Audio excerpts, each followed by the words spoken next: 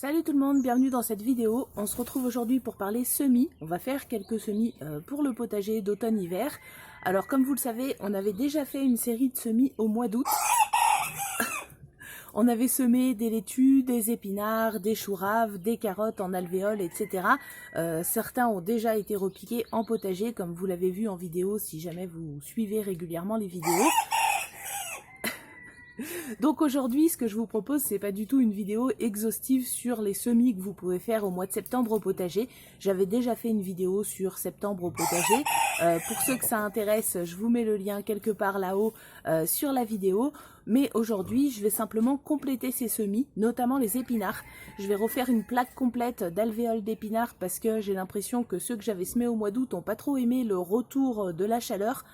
L'été arrive au mois de septembre, donc du coup, évidemment, ça perturbe un petit peu les plantes qui n'aiment pas trop la chaleur, comme les épinards.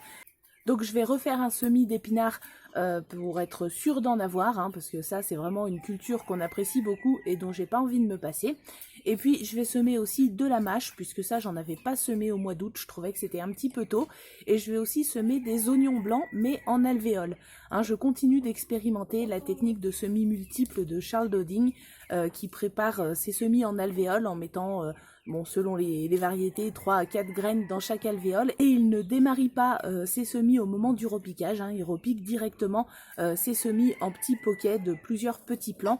C'est quelque chose dont je vous avais parlé en vidéo. Je remets le lien ici pour ceux que ça intéresse. Désolée pour les coqs, hein, ils sont très en forme ce matin.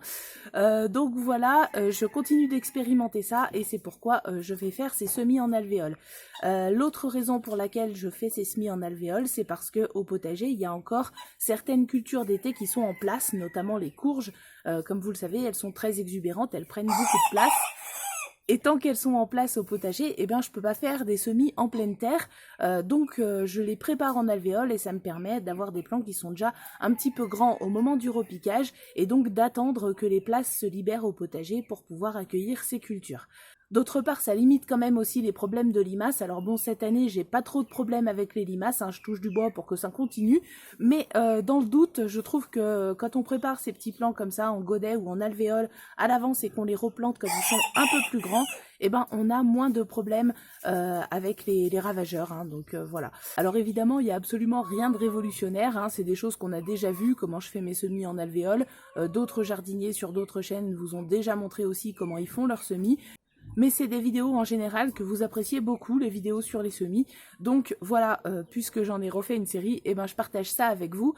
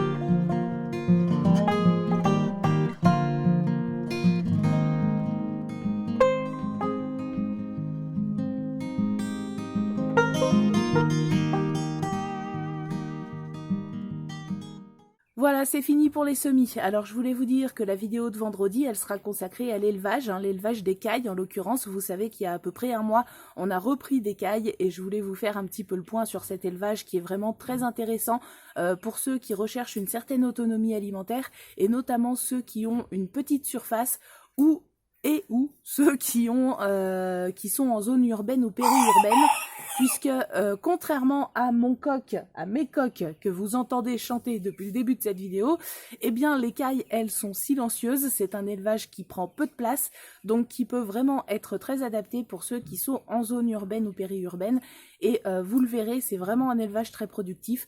Comme je vous le disais, nous, ça fait à peu près un mois qu'on a recommencé à élever des cailles et on a déjà eu des jeunes, on a déjà consommé plein d'œufs. Tous les chiffres, je vous les donne dans cette vidéo avec Chris en plus et j'espère que ça vous intéressera. En tout cas, je vous souhaite à tous une excellente semaine et je vous dis à très bientôt pour une prochaine vidéo.